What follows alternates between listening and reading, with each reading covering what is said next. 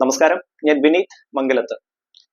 1201 മീനമാസത്തിലെ മുപ്പട്ട് ചൊവ്വ വരുന്നത് 2026 മാർച്ച് 17 മുപ്പട്ട് ചൊവ്വ വ്രതം അനുഷ്ഠിക്കുന്നത് ചൊവ്വ സംബന്ധമായിട്ടുള്ള ജാതകത്തിലെ ദോഷങ്ങൾ മാറ്റിയെടുക്കാൻ ഉത്തമമാണ്. പ്രത്യേകിച്ച് ജാതകത്തിൽ 1, 2, 4, 7, 8, 12 ഭാവങ്ങളിൽ ചൊവ്വ നിന്നു കഴിഞ്ഞാൽ ദോഷസ്ഥാനമാണ്. അതുപോലെ വിവാഹപരമായിട്ടുള്ള തടസ്സങ്ങൾ ചൊവ്വ നിമിത്തമാണെങ്കിൽ അങ്ങനെയുള്ള ബുദ്ധിമുട്ടുകൾ മാറ്റിയെടുക്കാൻ മുപ്പട്ട് ചൊവ്വ വ്രതാനുഷ്ഠാനം വളരെ ഉത്തമമാണ്.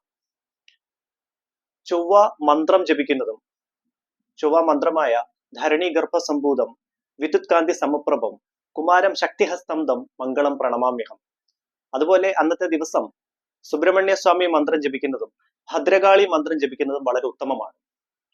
എല്ലാ മലയാള മാസത്തിലെയും ആദ്യം വരുന്ന ചൊവ്വാഴ്ചയാണ് മുപ്പട്ട് ചൊവ്വ എന്ന് പറയുന്നത്.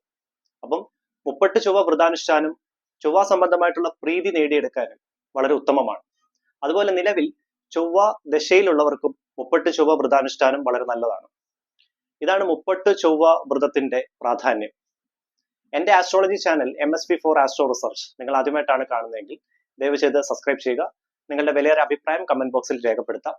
അതുപോലെ ജീവിത പ്രശ്നങ്ങൾക്ക് ഓൺലൈൻ കൺസൾട്ടേഷൻ, കബഡി പ്രശ്നത്തിലൂടെ ഓൺലൈൻ കൺസൾട്ടേഷന് താല്പര്യമുള്ളവർക്ക് ഡയറക്റ്റ് ആയിട്ട് എന്റെ വാട്സപ്പ് നമ്പറിൽ മെസ്സേജ് അയച്ച് ബുക്ക് ചെയ്യാവുന്നതാണ്.